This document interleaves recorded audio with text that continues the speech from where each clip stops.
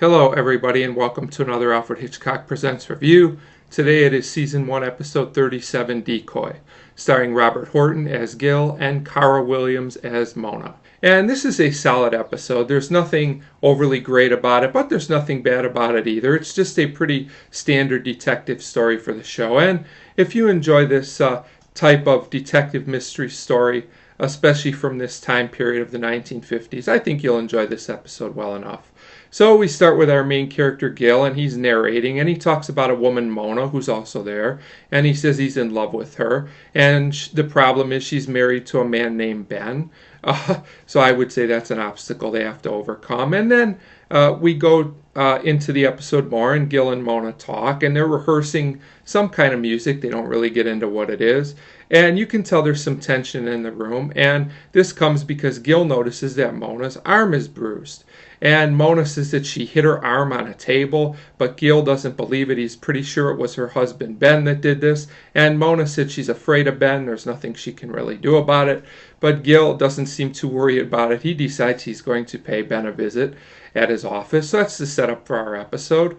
So Gil is pretty upset when he goes to Ben's office. He waits for him about a minute before going in to see Ben, but we don't see Ben very long because Ben's on the phone, and a man comes up behind Gil who's standing there and hits him, and he also shoots Ben, who calls out a name Richie before this happens. So we go to the next scene. Gil wakes up from being knocked out, and the gun is in his hand. So he puts everything together and figures out he's being set up for this. But then he thinks about it and notices that the phone the whole time was still off the hook. So he figures whoever made this call must know what happened, and they could be a witness and help to clear his name. So he follows the clues he finds on a piece of paper, and he goes to visit two specific people. But these scenes really don't lead to anywhere. They kind of just pad the episode, but they're entertaining enough. They add to the mystery. But they're just very A to B from a plot point standard. But it's fine, I guess. So the first clue he gets is to go to a woman. She's a dancer, I believe, and her name is Sashikawa. And he questions her and her husband, and they're very hesitant at first. But then they say they didn't make the calls. But the episode does do a good job of making us unsure because they hesitate a little bit. I thought this was done okay.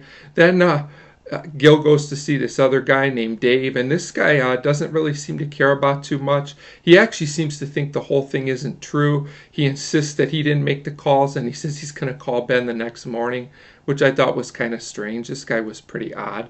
So Gil goes back to Mona's place, but there's another twist. There's a lieutenant there from Homicide. And, of course, Gil explains his story, but the lieutenant is very suspicious about it, which makes sense based on the circumstances. So Gil goes to the station and makes a statement at this point. Once again, this is all very, just kind of plot point to plot point, but it's fine. It works, I guess. So after he makes the statement, he goes back to Mona's, and Mona blames herself. She says she shouldn't have put him in this situation.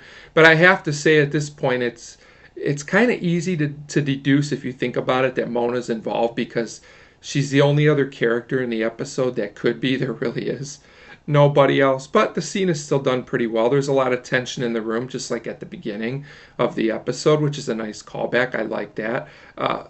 Based on the situation they're in, they decide to have a drink. And Mona says she's going to be a different person now that her husband's gone. And at this point, Gil decides he wants to play some music, and he finds a record album, and what happens is he notices that the same song that he heard on the phone is on one of the record albums when he puts it on. So he knows now that Mona made the call, and Gil gets upset at her. He says it was all a plot to set me up, basically, and he's right.